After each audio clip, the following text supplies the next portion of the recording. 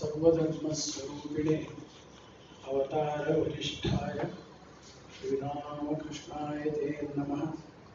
ब्रह्मानन्दं परमसुखदं केवलं ज्ञानमूर्तिं द्वन्द्वातीतं गगनसदृशं तत्त्वमस्यादिलक्ष्यम् एकं नित्यं विमलमचलं सर्वधी साक्षिभूतं भावातीतं त्रिगुणरहितं सद्गुरुं तं नमामि। श्री विश्वकर्म निगमान्तवेद्यः त्वमेव विज्ञान रहस्यचेताः क्षीरे निगूढं घृतवत्सु सूक्ष्मः त्वां मन्यते तत्त्वविधार्थगुरुम्। Good evening, friends.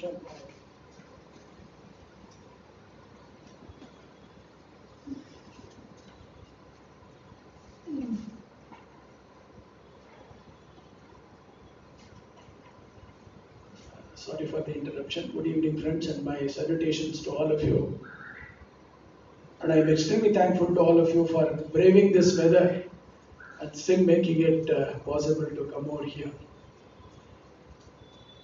In my previous talk on the glory of Shilpa Shastra, delivered from this very podium, I had given you a very wide picture, a bird's eye view of Shilpa Shastra, covering various aspects of Shilpa Shastra, like Mr.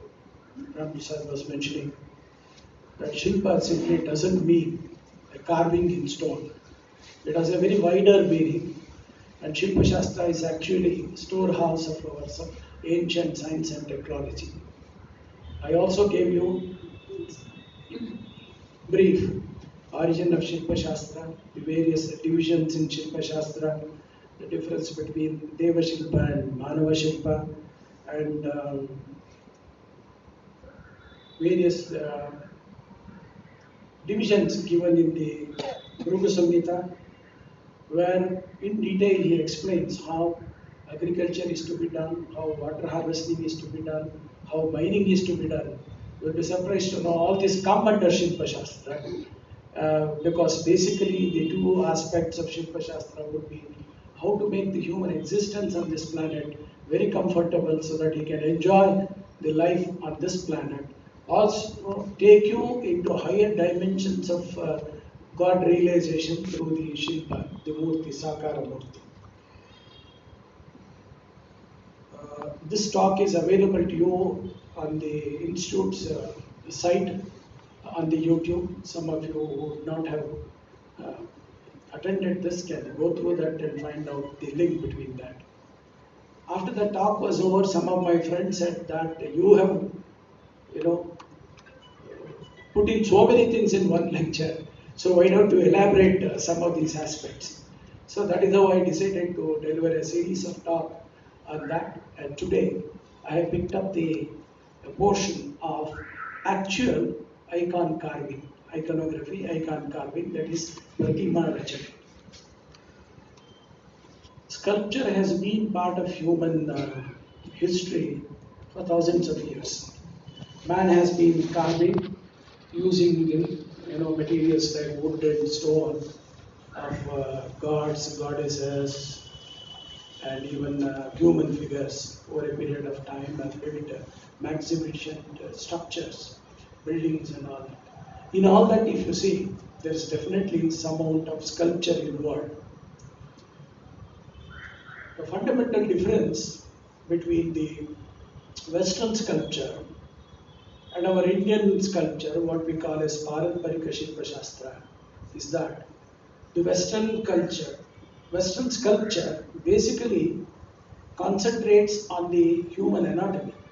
If you look at the, a marble statue carved by an Italian sculptor, there a great emphasis is given on the actual anatomy. How exactly it should be, the figure should be proportionate. The muscles should be there, and the thighs and the hands and all that.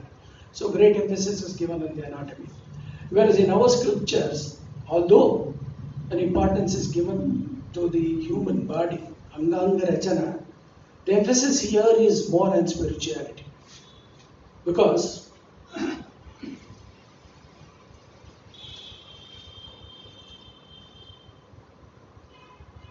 whole of Shilpa Shastra, like any other our art form of the ancient days, is all spiritual. ನೀವು ಸಂಗೀತವನ್ನು ತಗೊಳ್ಳಿ, ಆಗಿನ ಕಾಲದ ಸಾಹಿತ್ಯವನ್ನು ತಗೊಳ್ಳಿ, ಇಲ್ಲ ಶಿಲ್ಪಶಾಸ್ತ್ರವನ್ನು ತಗೊಳ್ಳಿ, everything was spiritual. It was based around spirituality. Today's lecture I would like to deal in 4 parts. Number 1 is the materials used for sculpturing. Various materials used for sculpturing. Second part would be the actual process of carving, the rules and regulations as given in the Shilpa Shastra. And third would be something about Shivalinga, because it's the most famous idol you will see in any of the temples.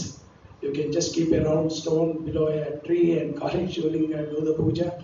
Or I have seen in Guwahati where they call as the Shukla Linga, something like that, which is about 7 feet, 8 feet. And I am told there are bigger Shivalingas also throughout the country. Entire north, more of Shivalingas are there. So I will touch upon the Shivalinga, what it signifies and how, which are the different parts and how it is carved, etc. And if the time permitting, I also would like to discuss, take an example of Rupa Bhava, Lavanya, Abhivyakti in 1 or 2 of the icons, 1 or 2 of the idols. From ancient times, icons or the idols have been carved in wood and stone. The earliest icons are all made out of wood. The reason is obvious, because plenty of availability of wood, and secondly, ease with which it can be carved compared to stone. Stone iconography entered the sphere of Shilpa Shastra much later. Ajita Agama, one of the Shilpa Shastra Granthas, says what are the materials which can be used for carving. He says gems, then the stones, metals, wood and clay are the materials which can be used for carving, making idols. And in the order, they are precious. There are also idols made out of conchs and also ivory. Ivory especially is seen mostly used in our Far Eastern countries like Japan, China, Korea and all that. They use that for carving the Buddha Murti, various, you must have seen a lot of different types of Buddhas carved out of ivory. Icons which are used for permanent use, that is the idols carved out of stone which are to be installed in the sanctum sanctorum, Garbhagudi over there, they have to be made out of stones because they are going to be permanent ones. There were also some wooden things, but mostly it is all done out of stone. There are also different materials used like clay, which are not for permanent use, which are for temporary use. Like we do our Gauri Ganesha idols or Durga Puja time, Durga idols we make. These are all materials which are not going to stay for a long time.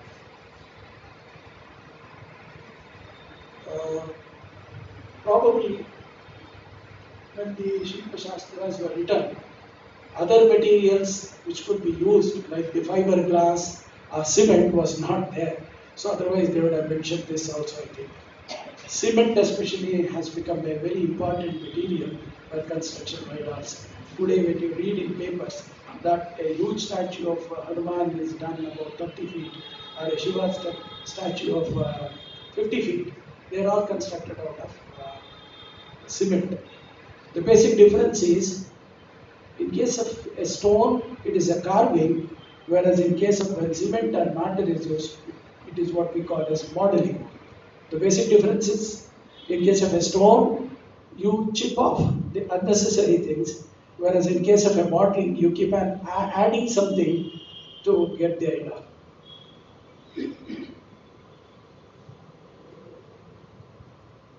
Aparajita Pritcha, again another Grantha of Shilpa Shastra, gives the instructions for the purpose of carving various idols. Different idols are made from different materials like stones, etc. Stones from the Rocky Mountains, or at least on a flat bed, are the best suited for carving. Some of you may be knowing the story of Bahubali Murti, how it was done. Chaundaraya was a chieftain who had a desire to erect the Bahubali Murti in Shravanaberegala. His guru was one Jaina Muni called as Arishtanemi. Arishtanemi is supposed to have carved the Bahubali Murti also. So for selecting a appropriate stone, Arishtanemi tells Chaundaraya, you go and stand in the Chandragiri, a small hillock adjoining the Vidyagiri on which now we see the Bahubali Murti. He says, you stand there and shoot an arrow towards Vidyagiri, and wherever that arrow falls, it will be the ideal stone for making the Bahubali Murti. Accordingly, Chaundaraya shoots an arrow which comes and falls on this particular rock from which the most beautiful, most elegant, probably the world's best Murti has been carved. Because for carving such a Murti, it can be done by only a Muni, a great tapasvi.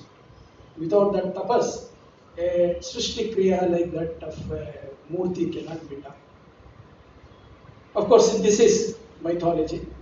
In practice, once they decide to do a carving, they set up a group of Shilpis. They will go in search of appropriate stone, find it, and once they get it, uh, they will then do the puja, then and there itself, excavate them and bring it to the place where it is placed for carving. Maya Matha is a very, very important grantha of Shilpa Shastra. It gives the details of different types of stones which can be used for carving. This may be a slight repetition for one or two of you who have heard my earlier lecture, but still, since I am elaborating a little more on that aspect, I am repeating that. Maya Mata classifies the rocks good for carving into three categories. One is, it is called as Yauvana, Bala, and Vruddhashilas. You may be wondering why the human names have been given to that. But I am a geologist, basically. My interest is that. That is why I have dug out all these correct stones which have been used for carving various purposes. So these things, when you look at the characteristics of these stones, they exactly correspond to what in geological terms we call as the igneous rocks, sedimentary rocks, and the metamorphic rocks. Yauvana are male shilas, they are called as Pumshila also. What would be the nature of them? Mayamata says, Nividhavayava Tejaha Sahitaha Yauvana Shila Madhyamaha Sarva Yogya Astu Sarva Karmartha Siddhe. It can be used for any purpose. But most importantly, it is used for carving the main idol which is kept in the sanctums. Devata Murtiyannu Mandike ಇದನ್ನು ಉಪಯೋಗಿಸ್ತಾರೆ.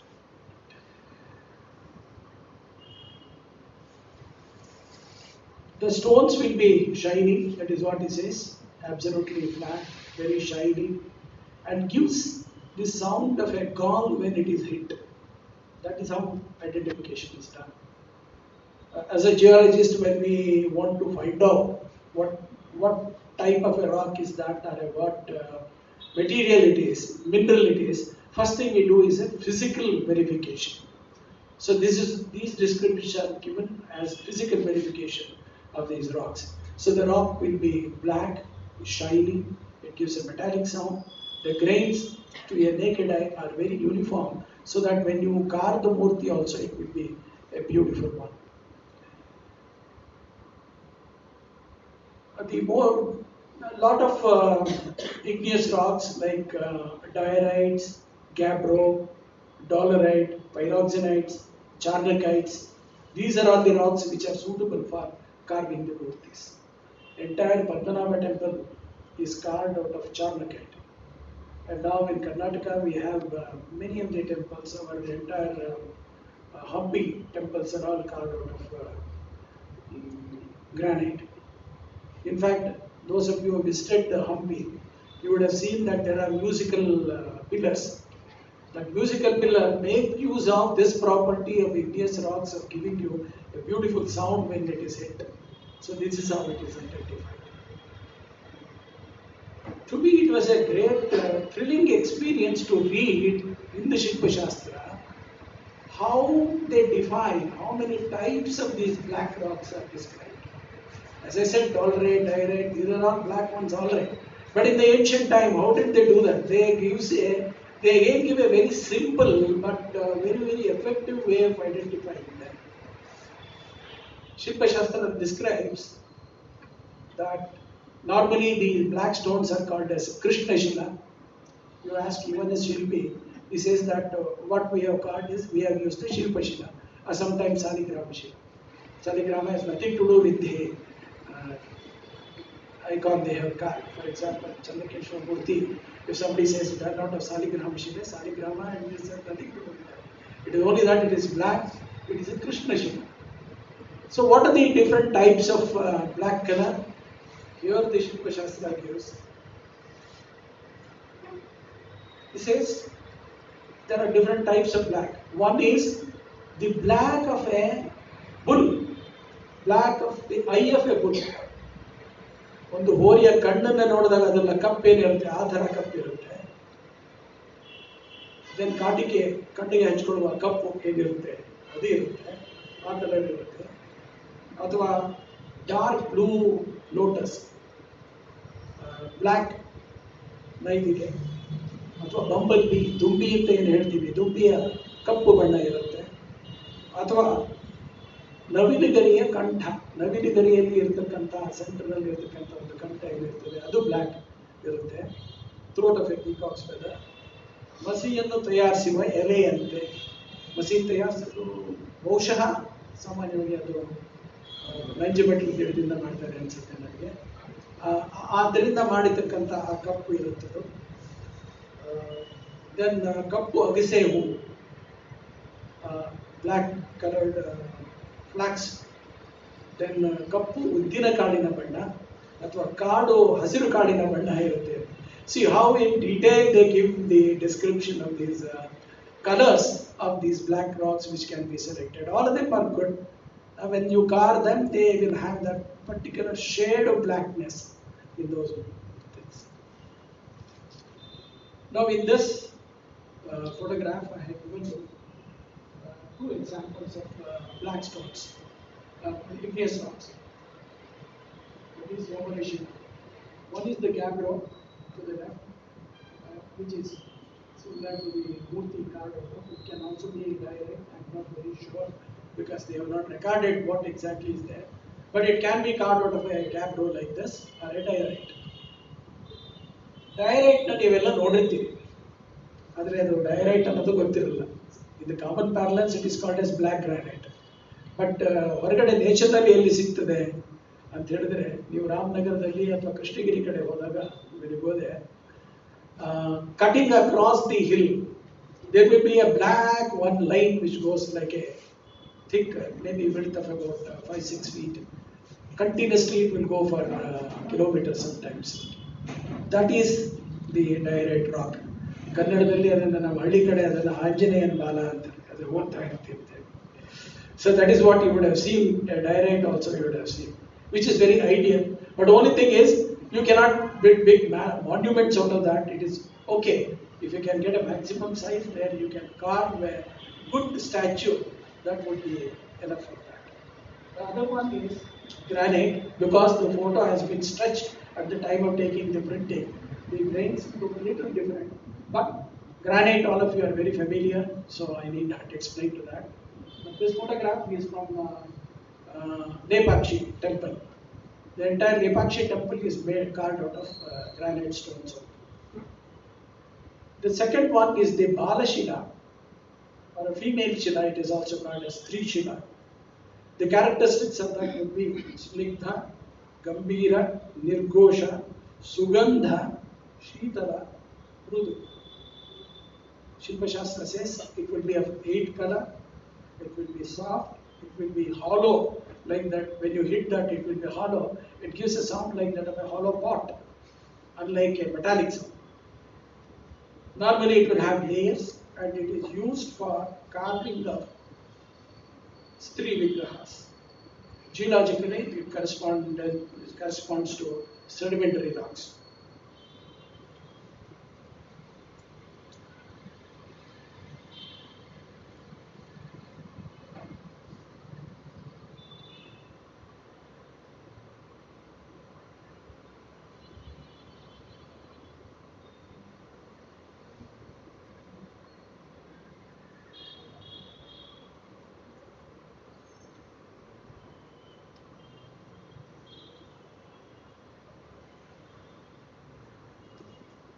Yes.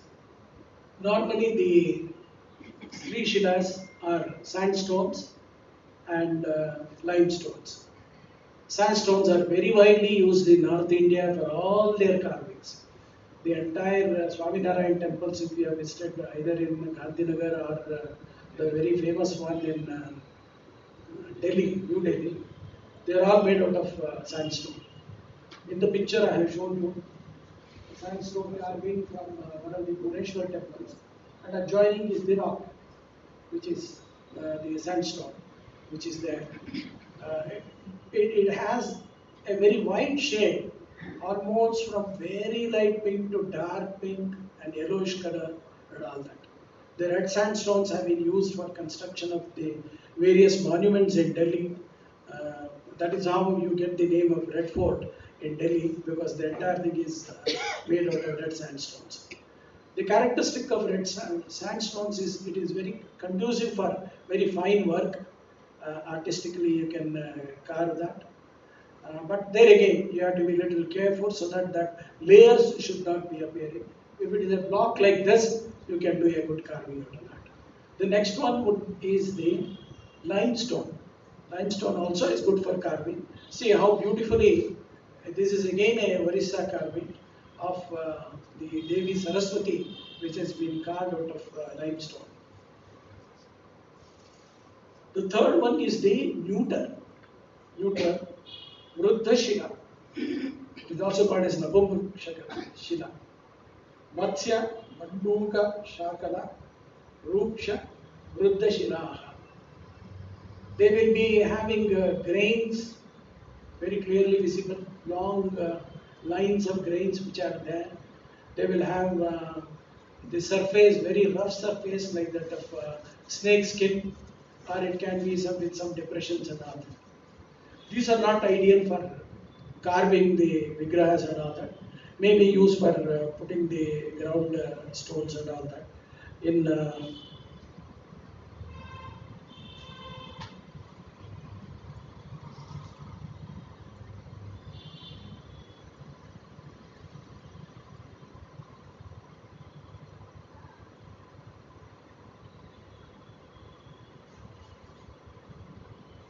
sorry, I went to the nicest. Before that, you have the two of the stones which can be used for carving, which are sedimentary, which are neutral shilas. One is the marble, which is a metamorphic rock, and similarly steatite. Marbles are very conducive for carving. Although it is a neutral shila, it represents the characteristics of a sedimentary rock, which is very conducive for carving. Entire Mount Abu temples, if you have seen in Rajasthan, they are made out of marble. All the giant temples in Bangalore are carved out of marble only. And the famous Paritana temples, giant temples in Rajasthan, are also carved out of marble. The other one, for us, it is very, very important, what is called as steatite.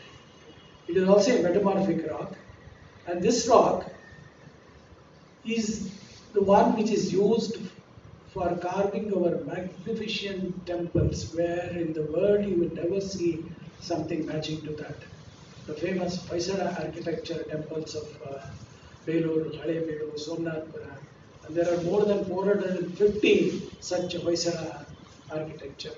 In my next talk, when I go to speak on the different styles of architecture, ಶಿಲ್ಪ ಶೈಲಿಗಳ ಬಗ್ಗೆ ನಾನು ಮಾತಾಡುವಾಗ ಅದರ ಬಗ್ಗೆ ಹೆಚ್ಚು ನಾನು ವಿವರವನ್ನು ಕೊಡಲಿಕ್ಕೆ ಇಷ್ಟಪಡ್ತೀನಿ.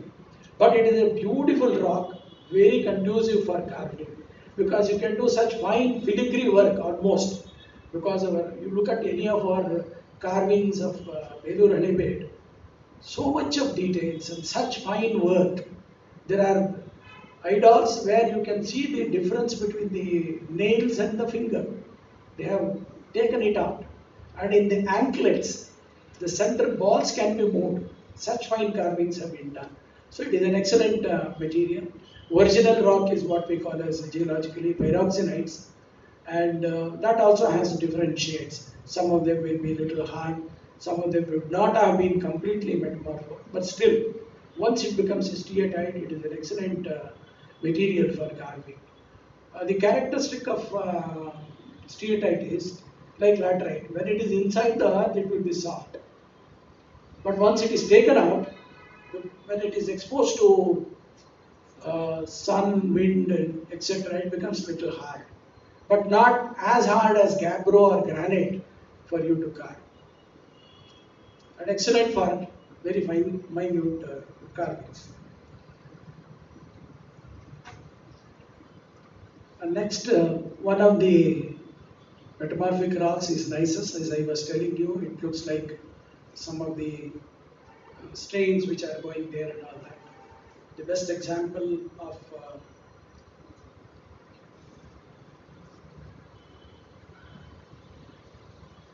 gneiss is this. Very common rock you would have seen. Best example of gneiss, if you want to see, is our Lalbagh hills. When you go on top of that, you see that like snakes, you know, ಪಟ್ಟಿ ಆಗಿ ದೂರ ತನಕ ಹೋಗ್ತಾ ಇರ್ತದೆ. That cannot be used for carving of an idol, but it's suitable for foundation stones and like this, what has been shown in the photograph.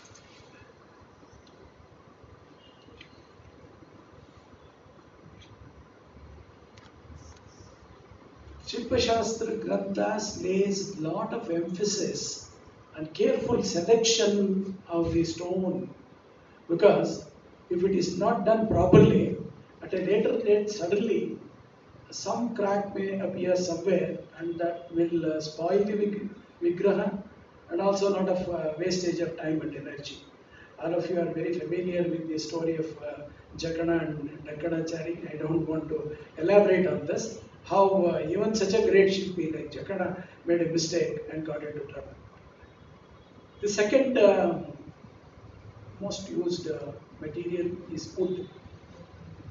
Selection of proper wood for sculpturing again is very important. Shilpa Shastra gives a great amount of details about how to select the wood and different types of woods which can be made use of for carving the items. They are, for example, fit for carving are Kadira. Kadira is Kagali Mara. All of you would have seen that yellow flower with thorns and all that. Kagali. Then sandal, Chandana. Red sandal, red sanders, what they call as Rakta Chandana. Rakta Chandana nodidira? Yelli? Simple. All of you would have seen. ಮನೆಯಲ್ಲಿ ನಾವು ದಸರಾದಲ್ಲಿ ಗೊಂಬೆ ಕೊಡಿಸ್ತೀವಲ್ಲ, ಪಟ್ಟದ ಗೊಂಬೆ ಅಂತ ಏನು ಮಾಡ್ತೀವಿ, ಕೆಂಪು ಕಲರ್ದು, that is made out of rakta chandana. ಚಂದನದ ಗೊಂಬೆ ಅಂತ ಹೇಳಿದ್ರು, ಅದು ರಕ್ತ ಚಂದನ. Actually not sandal, it is red sandal. Rakta chandana is there, and then Ashoka, Devadaru Vriksha, Bilvapatre. Devadaru is very widely used in North India because of its availability. Devadaru Vriksha are pine trees and all that. The famous Hidimba temple in Himachal Pradesh is made out of this Devadaru only, and entire Uttaranchal, all the temples are built out of Devadaru Vrikshas. Then Bilpatre is also a good one. Sala Vriksha, which is preferred next to teak for its hardness. Then Kadamba Vriksha. Kadamba Vriksha is supposed to be the favorite of Krishna, under which he has danced and all that. Champaka is Sappige. Bakula is in Kannadadalli ನಾವು ಅದನ್ನ ಪಗಡೆ ಮರ ಅಂತ ಹೇಳ್ತೀವಿ. Bakula tree is also there. Audumbara is ಹತ್ತಿ ಮರ. Arjuna is Matti, Vili Matti, Kabrikayi.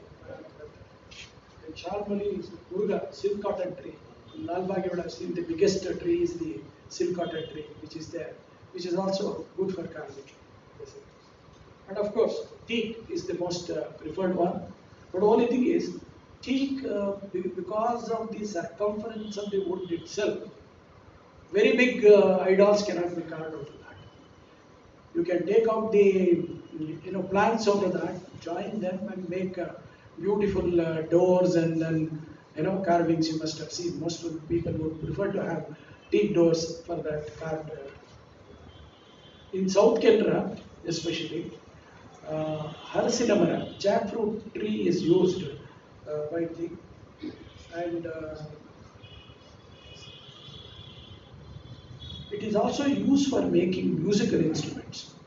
ಹಲಸಿನ ಮರದಿಂದನೇ ನಿಮಗೆ ತಂಬೂರಿಯ ಆ ಬುರುಡೆ ಮಾಡೋದು ಇಲ್ಲ ತಬಲಾ ಮಾಡೋದು ಎಲ್ಲ. Of course, these days everything is being replaced by fiberglass. One need not worry about this. But why they chose this is because of the property of that particular wood, which gives an excellent resonance when it is played. Some of the examples of this you can see. This is the jackfruit tree logs which are kept. Look at the puja mandap for the jackfruit. From the jackfruit, the tree also, jackfruit tree also, the color varies from very light yellowish, dark yellowish to reddish color. And then Shiva carved out of the jackfruit tree. Mango wood is extensively used in Tamil Nadu. But unfortunately, invariably they color them with very bright colors, which personally I don't like, but then I'm not the person who is going to buy them, so I have no choice. But they do that in all temples also, in outside also, you will see that. This is the, look how brightly the Lakshmi figure has been colored. It is made out of mango wood. And mango wood is good for carving, and they do a lot of carvings out of mango wood also.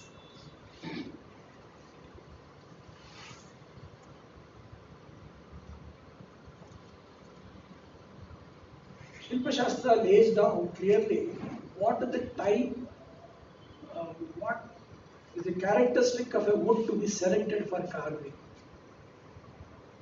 It says that trees which are in the burial grounds, which are on the banks of rivers, or which are next to the ant hills, such trees should not be selected. And trees which are worn out and where the bark is peeling out because of the elephants rubbing their tusk over them, such trees should not be used. It also mentions a very curious thing. It says, trees, although they may be good for carving, but trees on which birds have nests and the trees which give shade to the cattle should not be cut and used for making idols. See, look at our ancients' concern for parajeevigalge, matte as well as an environmental concern for that. How nicely, they have thought about this. One of the biggest and sacred temples in India is Jagannath Puri. Many of you would have visited that. The Jagannath Puri temple, all the three idols are made out of wood. Jagannatha and his brother Balabhadra and elder brother Balabhadra and younger sister Subhadra are all carved out of wood. These figures are replaced once in 12 years in a particular festival called as Navakalevara. And at that time, as per the astrological calculations and predictions, the Pandits will go out for collecting the particular wood. The wood selected is a neem tree called as Daru Brahma, and that should be not standing alone. It should be amidst the other trees. That is what they say. So when they find a suitable tree, they do lot of puja for that, worship, and also a homa next to that tree, and also the axe they use for cutting the tree, and then start cutting the tree. Here again,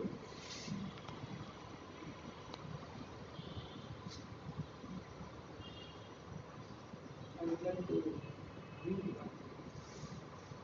There is an interesting prayer indicated in the Padma Samhita about the cutting of wood. Before cutting of the wood, the particular priest or the sculptor, Shilpi, prays to the tree. He says, "You have become inert and immobile owing to your past conduct. ನಿನ್ನ ಪೂರ್ವ ಜನ್ಮದ ಕರ್ಮದಿಂದಾಗಿ ನೀನು ಈ ಜನ್ಮದಲ್ಲಿ ಒಂದು ಮರವಾಗಿ ಹುಟ್ಟಿದ್ದೀಯ ಅಂತ." We all believe that even plants have life, not much before the Westerners proved. Even scientifically, our Jagdish Chandra Bose had proved that they have life. And we believe that it is a Jivatma, it is which is there. He says, "You have become inert and immobile owing to your past conduct. But I chose you for a meritorious condition, for carving out of you the image of Vishnu, which will confer benefit on humanity. I shall not hurt you, my friend, but I shall release you from your present inert condition. By the grace of God, you shall enjoy all the worships that is done to the God." See, then only he cuts that tree. And that means Daivatva has to be invoked into that. Otherwise, till that time, it is an inert one. That is why such great rituals are performed, whether carving the wood or carving the stone.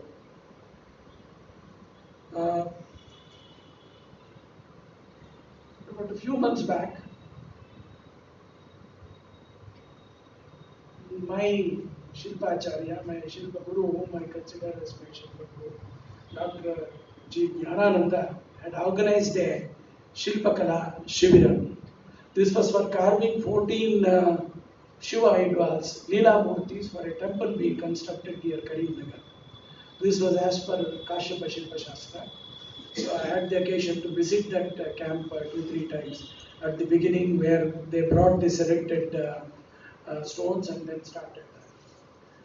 See, as per this, the Shilpa Shastra, it clearly states that the stone which you have chosen must be worshipped and then brought to the place where you are going to carve that with Purna Kumbha, installed there in the center of that pavilion where you are going to carve. Normally, the carving is done either inside the sanctum itself, if it is big enough, with closed doors, taking some 3 days, 5 days, 7 days, or 9 days, and all that. Or it should be in a separate pavilion, which is made holy by all rituals and prokshanas and all that. So in the picture you will see that is a steatite block which was brought from Kollega, near Kollega. All the stones were brought from Kollega. And after that, simultaneously, when it is to be taken up for carving, other Vishwakarma Brahmins, the Ritviks there, would be performing a homa continuously. And that they start with what is known as Pavamana Sutra, is an important hymn which they have to say with the Pavamana Sutra, and then the later Vishwakarma homa and all that. They will be continuously doing that. Now one may ask me, why all these rituals are required? Western sculpture doesn't do all that. He will simply select it as a carving, whatever it is. He does a wonderful work, no doubt about that.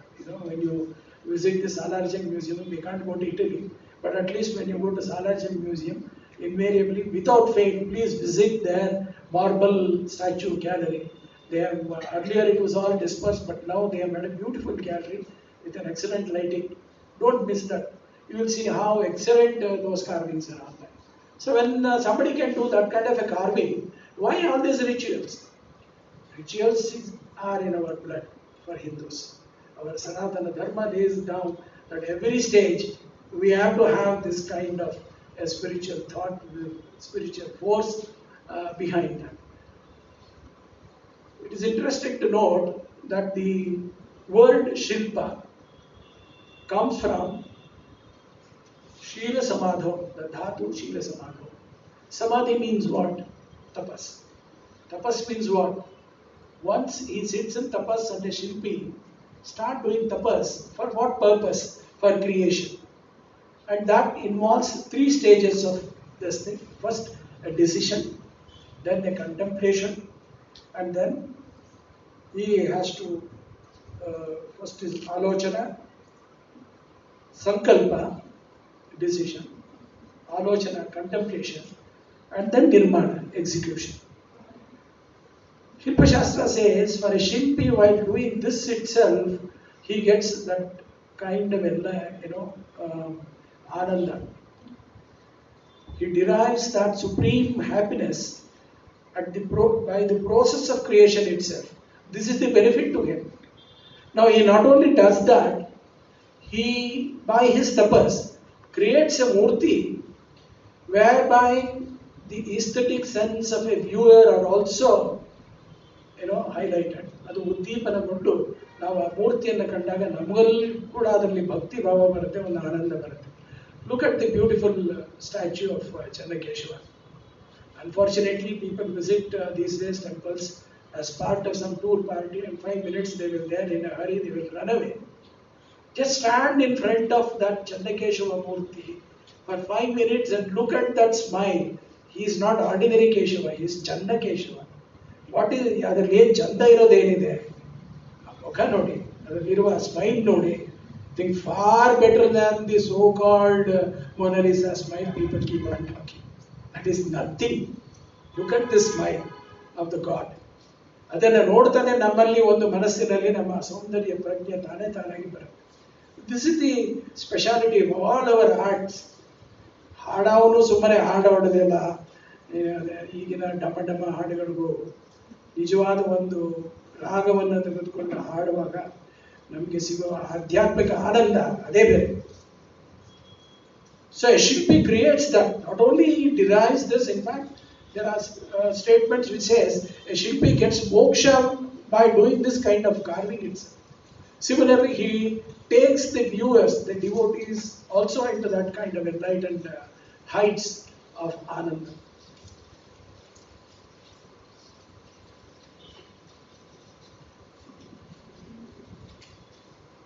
Then the other material used is clay.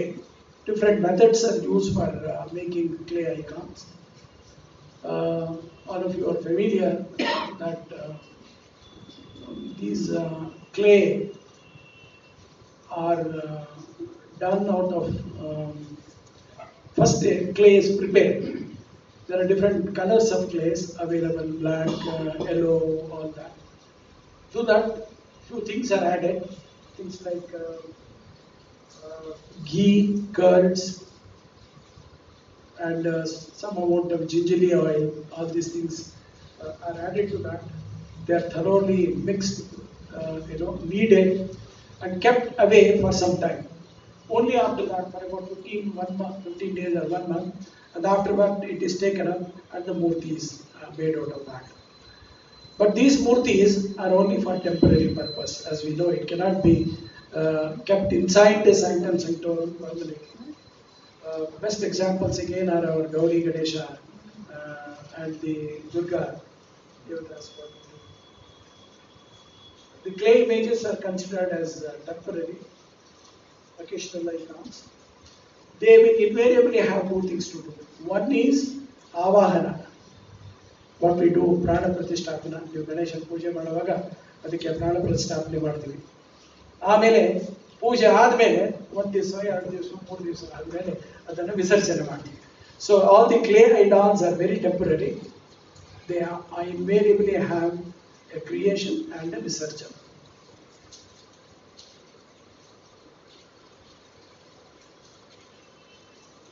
And metallic images are, metals are used are gold, silver, then bronze, Mishra Dhatus, you know, or Pancha Dhatu, what we call as copper, gold, silver, brass, white lead together.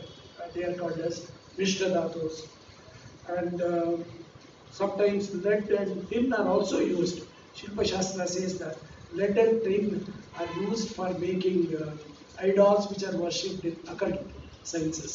ತಾಂತ್ರಿಕ ಪೂಜೆ ಮಾಡುವುದಕ್ಕೆ ಅದು ಒಳ್ಳೆಯದು ಅಂತ ಹೇಳ್ತಾರೆ. Just before I came here in the afternoon, I was watching a channel, a Japanese channel called as NHK World, where one of these sculptors uses only tin. That is okay for them. He creates Buddha figures also and various household articles and all that. For us, it is prohibited that you should not have a tin idol made.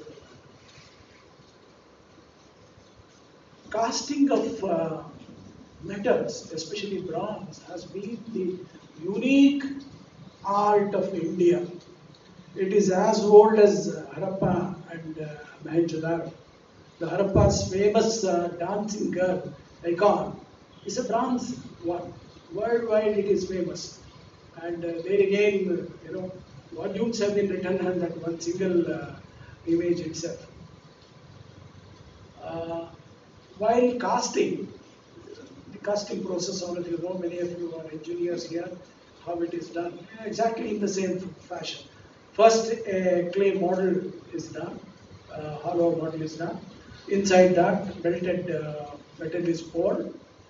It is allowed to cool for some time. Then, when it is cold, the outside, the cover, the clay cover is broken open. Then you will have the figure ready. And with proper skill and proper usage of implements like file and all that, the final shape is given to the idol. This is a solid one.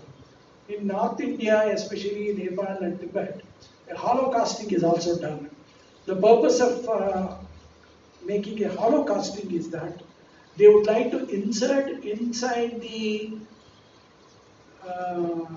idol some bija mantra written on a piece of paper or written on a metallic this thing ತಾಯಿತ ಅಂತೀವಲ್ಲ ನಾವು ಆ ತಾಯಿತನ ಇಡ್ಲಿಕ್ಕೆ ಮಾಡ್ತಾರೆ. ಯಾಕಂದ್ರೆ they say that any idol without the supernatural power is of no use.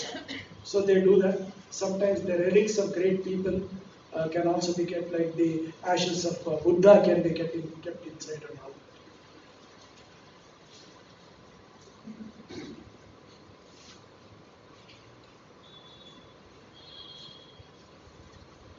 The importance of again bronze casting is that it's very unique.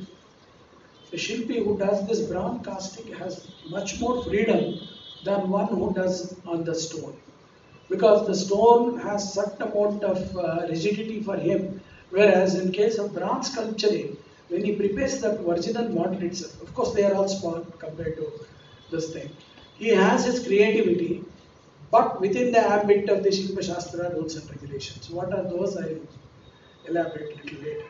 So he has to do that within that. But unfortunately today, with the advancement of science and technology, that unique characteristic, because earlier you would say that one particular icon, idol, is the creation of such and such a Shilpi. But it is very hard to say these days because of the science and technology. Many years back, I had attended an international conference on wood technology in Bangalore itself. The famous international exhibition grounds are there in Dumkur. When you go there, I had attended this. I was simply stupefied to see a machine, a CNC machine, where in one particular slot, you just keep a wooden idol, whatever ready-made, and in the 6 other slots, keep blanks of the same size and start the machine. And within a matter of about 3 hours, you have 6 of these replicas ready. So where is the originality of the Shilpi to claim that this is my creation? And similarly, earlier days we used to attach so much of importance for the idols kept. All the ivory colored idols which we buy in the shops, curios, ಎಲ್ಲ gift shops ಅಲ್ಲೆಲ್ಲ ನೋಡ್ತೀವಲ್ಲ, they're all made out of marble powder, simply cast. So that probably has devalued the skills of a real sculptor, but still it is there. Some of the wonderful works of bronze have been created by many of our sculptors. I had the opportunity of interacting with one Srinivasacharya. He was the father of one of my friend, Dankana, who was also a customer in the State Bank of India. Srinivasacharya's sculptures are wonderful. Like I said, if you have to gaze at them for, hours together to, enjoy that. He is a presidential award, 3 times he has got the presidential award. Such great Shilpis are there in Karnataka also.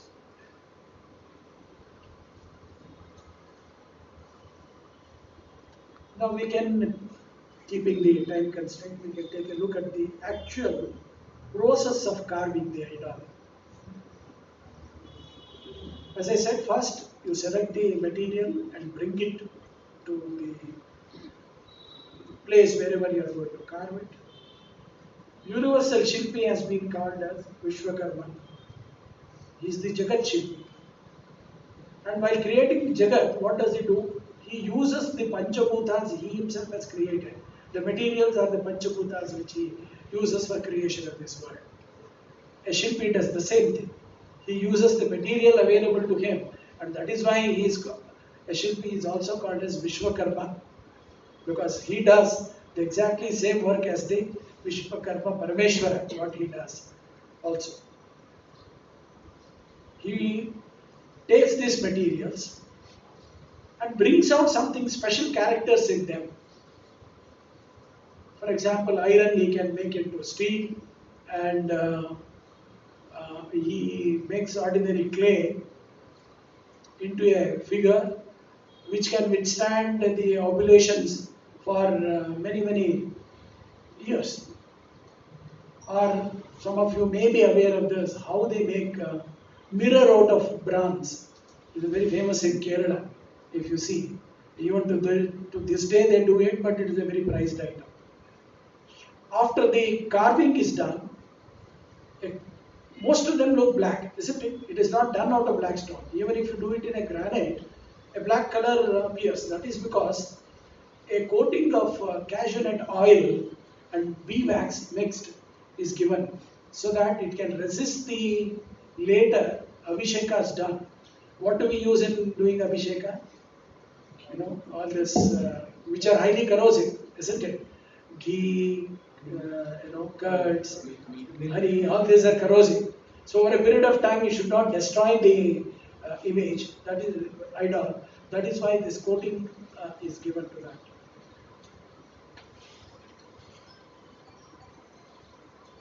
First, the stone which is brought, the top surface you can see is flattened. Very well, whichever side you think you have to start the carving. Then what is known as the Nabhi is located. This is called the Brahma Bindu. By drawing a vertical line as a horizontal line. And it is done initially keeping the size of the carvable size of the stone. Once the Nabhi is done, Nabho Rupa Karma Prarabhyate. That means the actual Rupa Karma, giving the Rupa, starts with locating the Nabhi. Once the Nabhi is located, then you start drawing what is called as a Kila Panjara. The vertical lines and horizontal lines are drawn from the Nabhi, then a circle is drawn, then that is placed inside a square, again an outward circle is drawn, and then the square is drawn. Why it is done, I'll explain to you a little later. So once it is done, I think it would be better to explain with the figures itself.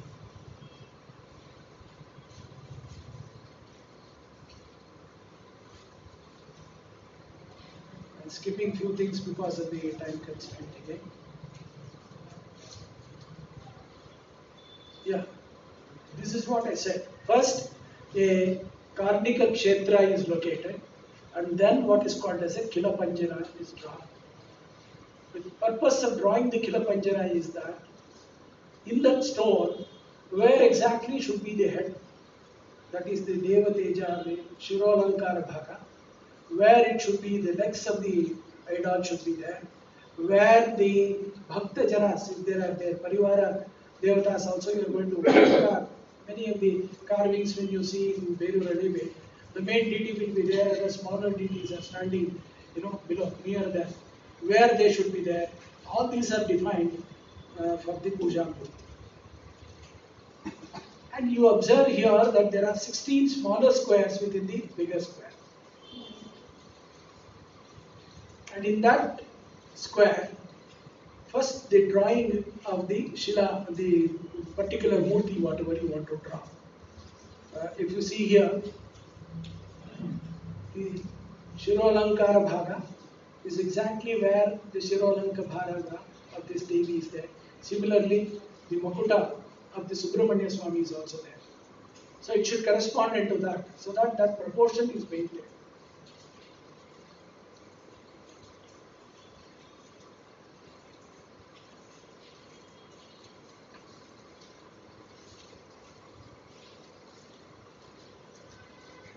In the Pratima Shilpa, corresponding to these 16 squares, each one of them have been defined to have some particular, depicting some particular character. One of them is Pratimi, about the icon itself. There are three types of icons, which are Sakala, which has the body parts, Devarupa itself, what we see. For example, if you say Narayana, you should be standing with Gada Padma, all these things are Shiva with the Jata Juta, Chandrasekhara, and all these things. The actual Rupa of the, that is Sakala. Nishkala is without the body parts. For example, Saligram is also a god for us, isn't it? Linga is also a god for us. Even a round stone, we keep it, call it as a Linga. And there could be something like Kalakala, which is there. Some of you would have seen this, that there are Shivalingas on which, on all the four sides of the top of the Shivalinga, the Shiva's Mukha is carved, which is called as Mukhalinga. So these are Kalakala. This is not full body portion, nor it is without form. It is some form is there. They are called as Kalakala. The second one, square, represents the materials used, which I have also discussed. Then the third one is description. Rupa Lakshana Vyayika is very, very important. This is greatly discussed in the Dhyana Shlokas. One or two examples I will give you later. Then the Mana measurement. This is the heart and soul of our sculptures.